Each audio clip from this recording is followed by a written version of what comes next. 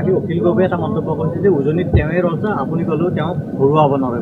চক তেওঁ ৰজা হৈ থাকক, মোৰ কোনো আপত্তি নাই। আমি প্ৰজা হৈ থাকিলে হ'ল। তেওঁ ৰজা হৈ থাকিলে ভাল, আমি প্ৰজা হৈ থাকিলে ভাল। খালি অখিল গগৈয়ে যাতে ফেচবুক লাইভ কৰাটো এৰি নিদিয়ে।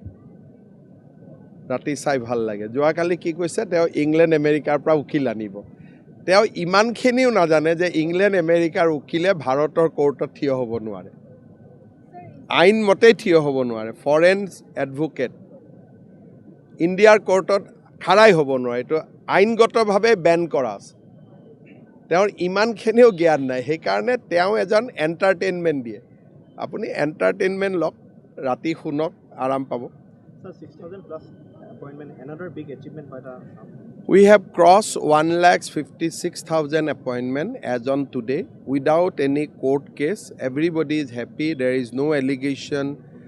It is completely a transparent appointment. People in Assam is extremely happy with the recruitment process. Sir, और एक खबर है, गौरव गोगोई ने कहा था कि हर महीने 10। देखिए, ये सब जो लोगों को योगदान करवा रहा है, हम 25 साल पॉलिटिक्स में हैं, हम ही उनका नाम नहीं जानता हूँ। तो ये सब ऐसे ड्रामा है। आसाम का तो क्या होने वाला है वो लोगों ने अभी बोल दिया है, और आगे पीछे कुछ नहीं है। अभी वो चैप्टर क्लोज है।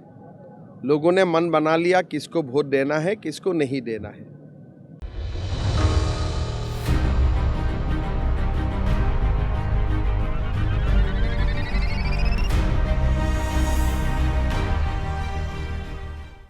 কালি অখিল গগৈয়ে এটা মন্তব্য কৰিছে যে উজনিত তেওঁৱে ৰজা, আপুনি ক'লেও তেওঁক হৰুৱাব নোৱাৰে।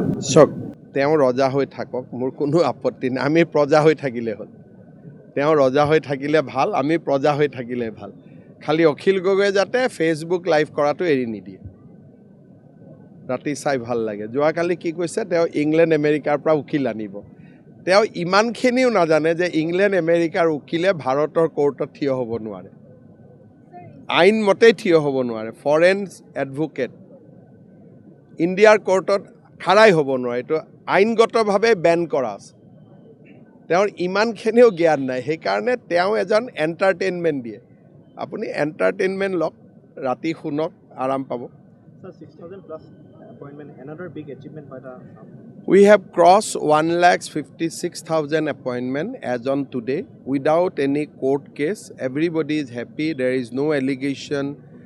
It is completely a transparent appointment. People in Assam is extremely happy with the recruitment process. Sir, और एक खबर है, गौरव गोगोई ने कहा था कि हर महीने 10। देखिए, ये सब जो लोगों को योगदान करवा रहा है, हम 25 साल पॉलिटिक्स में हैं, हम ही उनका नाम नहीं जानता हूँ। तो ये सब ऐसे ड्रामा है।